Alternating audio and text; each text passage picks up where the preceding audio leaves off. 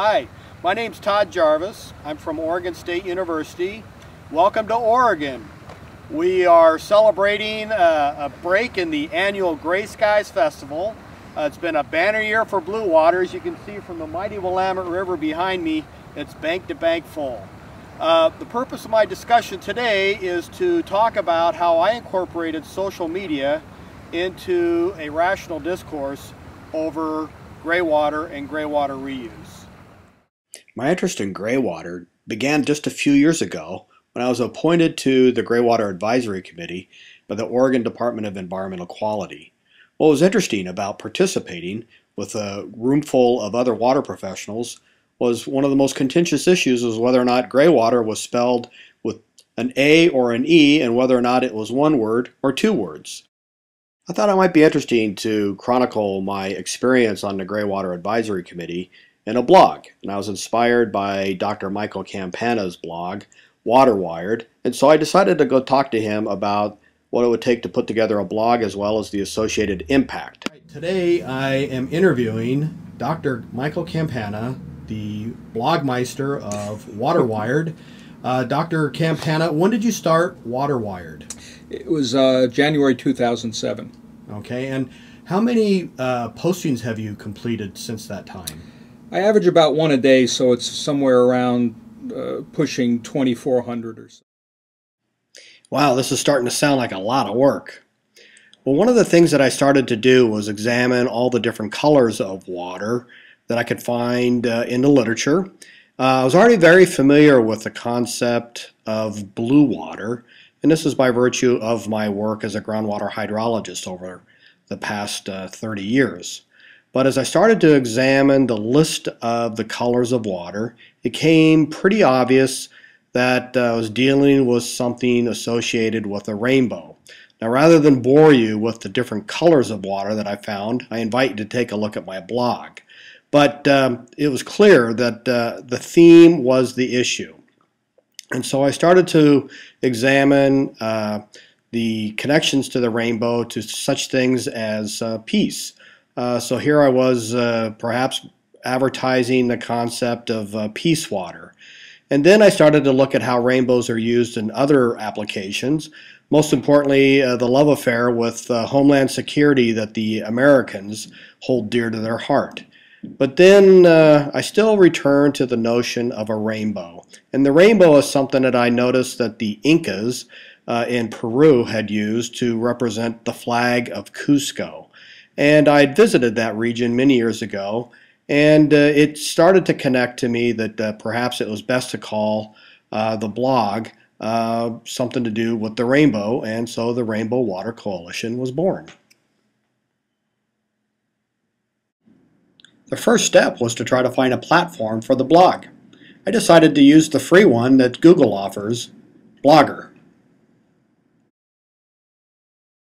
The Rainbow Water Coalition has been in business for about 3 years. I've had over 300 postings and over 20,000 visitors.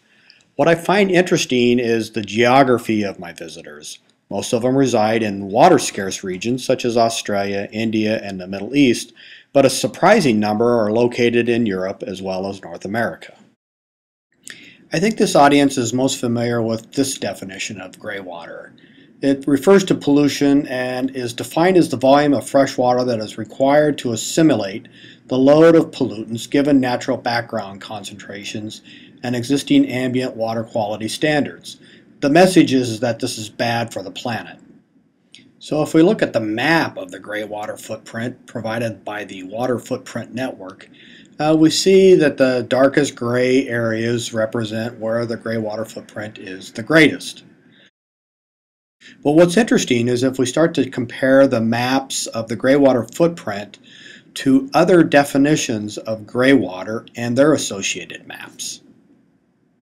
Now consider this definition of gray water. This is where I started by virtue of participating in the Gray Water Advisory Committee in the state of Oregon, which is defining gray water as shower and bath wastewater, bathroom sink water, kitchen sink wastewater, and laundry wastewater, and that this can be used in gardens and flush toilets. This is implying that this is good for the planet. And the geography of this definition of gray water is very different than the gray water footprint map.